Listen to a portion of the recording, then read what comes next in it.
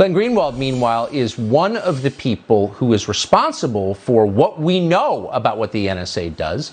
He broke the original story of the NSA's mass surveillance under the Obama administration. He writes now for Substack. We highly recommend it. He joins us tonight. Glenn, thanks so much for coming on. So your position on this has remained consistent for more than a decade. American citizens, unless they pose some obvious national security threat, imminent national security threat, shouldn't be targeted by their own government for spying. Why is that not the position of everyone in journalism? That's a really good question. You know, it's interesting, when I did the reporting with Edward Snowden in 2013 and 2014, liberals loved that reporting so much that they gave us every award that they have to offer. The Pulitzer, the Polk, the film that was done about my work with Edward Snowden was given an Oscar. I went up on the Oscar stage. They couldn't lavish enough prizes and praise on us.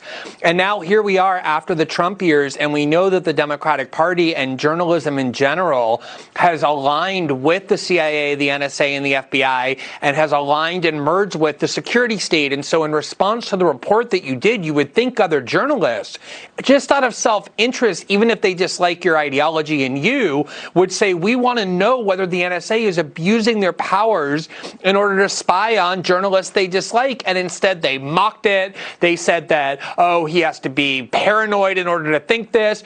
And they took the NSA statement that I have seen over and over, Tucker, over the last 8 years, that is designed to mislead the public. They use their carefully constructed words to say Tucker Carlson is not an intelligence target of the NSA, which may be true.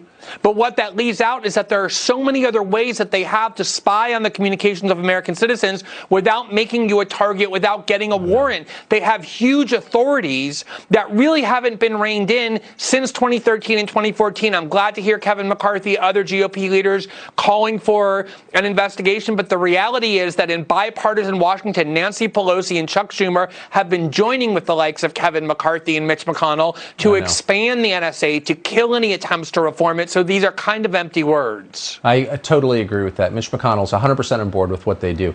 I got a number of calls and texts, one from Politico, asking me, well, who are you emailing? I mean, I think clearly you would never claim your emails are being read by the government unless you could prove it. Again, you sound like a crazy person. We can prove it. It happened.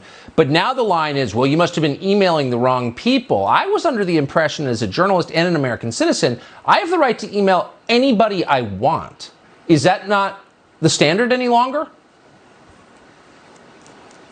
Tucker, ponder the authoritarianism needed for them to say that. Think about the premise there. They're saying that if you talk to somebody that the NSA has decided should be spied upon, it means that that person, even though they've been charged with no crime and convicted of nothing, is up to no good. They're like a terrorist or a threat, and you yourself are also. The whole point of the reporting that we did is that the NSA spies on millions and millions of people indiscriminately. If you're a journalist, it's almost impossible not to talk to a target of the NSA. They target everybody constantly all the time. That's why they're this huge sprawling agency.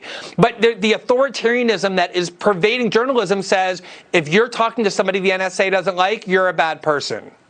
And we're not going to put up with it at all. Once they have the information, then they threaten and control you, and that's what they were trying to do to us. Glenn Greenwald, I appreciate it, and your reporting, which we have new appreciation for. Thank you. Thanks, Tucker.